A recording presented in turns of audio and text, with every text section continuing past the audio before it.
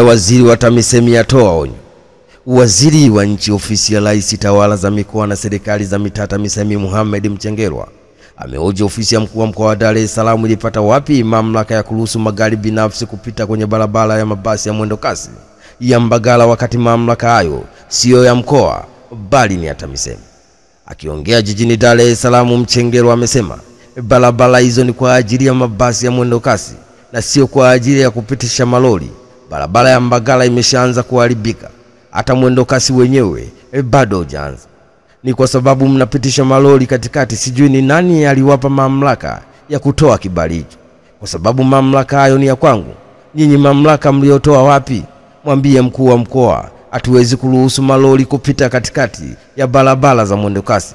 Ni bora hata kupitisha magari ya abiria kuliko malori ya kuanzia tani 30. Ni taarifa kutoka jijini Dar es Salaam. Hatimaye waziri wa nchi ofisi ya Rais tawala za mikoa na serikali za mitaa TAMISEMI Mohamed Mchengerwa amehoji ofisi ya mkuu wa mkoa wa Dar es Salaam ilipata wapi mamlaka ya kuruhusu magari binafsi kupita kwenye barabara ya mabasi ya mwendo kasi ya Mbagala, wakati mamlaka hayo sio ya mkoa bali ni ya TAMISEMI.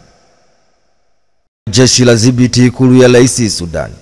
Jeshi la Sudani limechukua udhibiti kamili wa ikulu ya Rais mjini Khartoum, ambapo video na picha zinaonyesha wanajeshi wakishangilia huku bunduki zikiwa juu kwa furaha ya ushindi. Jeshi hilo linachukua ikulu kutoka mikononi mwa vikosi vya msaada wa haraka RSF ambao walikuwa wanadhibiti ikulu hiyo, na hivyo kuashiria mabadiliko makubwa katika mzozo wa miaka miwili ambao unatishia kuisambaratisha nchi ya Sudan. Vyombo vya habari nchini Sudan vimeripoti kuwa hiyo ni moja mafanikio makubwa katika vita vya miaka miwili vilivyotishia kuisambaratisha nchi yetu ya Sudan, ambapo msemaji wa jeshi Nabil Abdallah amesema jeshi limeadhibiti pia majengo kadhaa ya wizara. Vikosi vyetu vimeharibu kabisa wapiganaji na vifaa vyao na kukamata vifaa vingi na silaha. Itakumbuka kundi la wapiganaji wa RSF lilifanikiwa kudhibiti ikulu na sehemu kubwa ya mji mkuu wakati wa vita vya mwezi Aprili mwaka 2023. Lakini vikosi vya wanajeshi wa Sudani katika miezi ya hivi karibuni vimerudi na kuelekea ikulu kabla ya kuingia katika mto Nile, na leo vimefanikiwa kuchukua ikulu hiyo. RSF inashikilia udhibiti wa baadhi ya maeneo ya Khartoum, eneo la Omdurman pamoja na magharibi mwa Sudani, ambapo inapigana kutoa ngome ya mwisho ya jeshi huko Darfur. Pande zote mbili zimeapa kuendelea kupigana sehemu iliyobaki ya nchi, na hakuna juhudi zozote za mazungumzo ya amani zilizoelekezwa baada ya kudhibiti ikulu. Jeshi lilikuwa likifanya msako katika maeneo yanayoizunguka ikulu kuwasaka wanajeshi wa kikosi cha RSF. Baada ya takriban miaka miwili ya vita, RSF inadhibiti sehemu kubwa ya magharibi mwa Sudani na sehemu za mji mkuu wa Khartoum, lakini imekuwa ikipoteza maeneo kadhaa katikati mwa Sudani baada ya jeshi kuyarejesha chini ya himaya yake. Makundi hayo mawili ya kijeshi yalifanya mapinduzi mwaka 2021 na mwezi Aprili mwaka 2023 baada ya mpango wa mpito kuzua mzozo mkali wa vita vilivyosababisha kile ambacho Umoja wa Mataifa unakiita ni mzozo mkubwa zaidi wa kibinadamu duniani, huku RSF na jeshi wakituhumiwa kwa ukiukaji mkubwa wa haki za kibinadamu. Ni taarifa kutoka mjini Sudani. Hatimaye jeshi la Sudani limechukua udhibiti kamili wa ikulu na Rais mjini Khartoum, ambapo video na picha zinaonyesha wanajeshi wakishangilia huku bunduki zikiwa juu kwa furaha ya ushindi.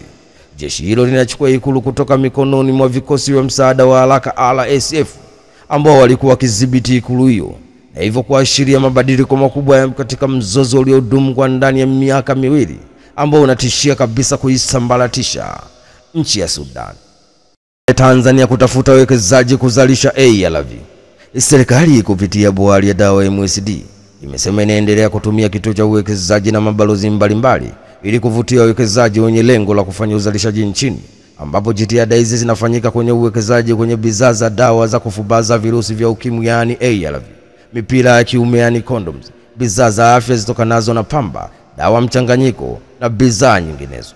Akiongea jijini Dodoma wakati akitoa taarifa ya mafanikio ya MSD kwa kipindi cha miaka 4 ya serikali ya awamu ya 6, mkurugenzi mkuu wa MSD Mavele Tukai amesema licha mafanikio yaliyopatikana na bohari ya dawa kwa kipindi cha miaka 4, bado kuna changamoto ya utengenezaji na uingizaji dawa kutoka nje ya nchi kutokana na uwezo wetu hafifu wa viwanda vya ndani ambapo zaidi ya 80% ya bidhaa za afya huagizwa kutoka nje ya nchi. Kupitia kampuni tanzu bora ya dawa inaendelea jitihada za kushirikiana na sekta binafsi ili kuongeza idadi ya viwanda bidhaa za afya nchini, hivyo kupunguza matumizi ya fedha za kigeni. Kwa sasa Tanzania hakuna kiwanda kinachozalisha ARV wala condoms. Hivyo viwanda hivyo vikifanikiwa kujengwa vitakuwa ni viwanda pekee vinavyozalisha bidhaa hizo, hatua ambayo itasaidia kuhakiki na kupatikana kwake kwa hususan wakati huu ambapo serikali ya Rais wa Marekani Donald Trump za kusitisha misaada ya USAID zinazokwenda kuasili upatikanaji wa ARV maeneo mbalimbali ikiwemo Afrika. Ni taarifa kutoka jijini Dodoma. Hatimaye serikali kupitia bodi ya dawa MSD imesema inaendelea kutumia kituo cha uwekezaji na mabalozi mbalimbali ili kuvutia wawekezaji wenye lengo la kufanya uzalishaji nchini Tanzania, ambapo jitihada hizi zikifanyika kwenye uwekezaji kwenye bidhaa za dawa za kufubaza virusi vya ukimwi yani ARV na mipira ya kiume yani condom, bidhaa za afya zitokanazo na pamba, dawa mchanganyiko na bidhaa nyinginezo. Hatimaye mwanafunzi abakwa ndani ya ofisi ya mwalimu mkuu. Jeshi la polisi mkoani Morogoro linamshikilia mwalimu wa shule ya sekondari Zombo iliyopo wilaya Kilosa mkoani Morogoro kwa tuhuma za kumbaka mwanafunzi wa kidato cha pili mwenye umri wa miaka 16. Kamanda wa polisi mkoani Morogoro SACP Alex Mkama amemtaja mwalimu huyo anayetuhumiwa kubaka kuwa ni Mkame Mwansumo mwenye umri wa miaka 30 na kwamba anadaiwa kufanya kosa hilo majira ya asubuhi Machi 19 mwaka 2025 ndani ya ofisi ya mwalimu mkuu baada ya kumtuma akachukua andalio la masomo. RPC Mkama amesema baada ya mwanafunzi huyo kwenda ofisini aliyokuwa ametumwa katika ofisi ya mwalimu mkuu, mwalimu alimfuata nyuma na kuingia ndani na kufunga mlango. Amesema mwalimu huyo alikuwa na kaimu nafasi ya ukuu wa shule. Kwa uchunguzi wa awali umebaini chanzo ni mmomonyoko wa kimaadili kwa mwalimu huyo. Kwa sasa mwalimu anaendelea kuhojiwa na upelelezi utakapokamilika atafikishwa mahakamani. Ni taarifa kutoka Morogoro. Hatimaye jeshi la polisi mkoani Morogoro linamshikilia mwalimu wa shule ya sekondari Nzombo iliyopo wilaya Kilosa mkoani Morogoro kwa tuhuma za kumbaka mwanafunzi wa kidato cha pili mwenye umri wa miaka 16. Kamanda wa polisi mkoani Morogoro SACP Alex Mkama amemtaja mwalimu huyo aliyetuhumiwa kubaka kuwa ni Mkame Msumo mwenye umri wa miaka 30 na kwamba anadaiwa kufanya kosa hilo majira ya asubuhi Machi 19 mwaka 2025 ndani ya ofisi ya mwalimu mkuu baada ya kumtuma akachukua andalio la masomo. M23 wa Goma kusitisha vita na wavamia mji mpya. Kundi la waasi wa M23 limegoma kusitisha vita ambapo linaendelea na mashambulizi mashariki mwa Jamhuri ya Kidemokrasia ya Kongo na kuingia katika mji mpya wa Likawe ikiwa zimepita siku mbili baada ya Rais wa Kongo Felix Tshisekedi na Rais wa Rwanda Paul Kagame watoe wito wa kusitisha mapigano kufuatia mkutano wao uliofanyika huko Qatar. Milio ya risasi ilisikika usiku wa jana karibu na mji huo katika eneo la Nyambagi ambao mapigano yamekuwa yakiendelea kati ya waasi wa M23 na jeshi la Kongo katika mji huo wenye utajiri mkubwa wa madini unaopatikana takriban kilomita 125 kaskazini magharibi mwa Goma. Waasi hao walikuwa wakipambana na wanajeshi na wanamgambo wanaoiunga mkono serikali baada ya kuvuka eneo la nje ya jeshi nje kidogo ya mji katika shambulio la kushtukiza. Kusonga mbele kwa M23 upande wa magharibi kulilazimisha kampuni Alpha Mineral Resources wiki iliyopita kusimamisha shughuli zake katika mgodi wake wa madini ya tini takriban kilomita 60 kaskazini magharibi mwa mji wa Likawe.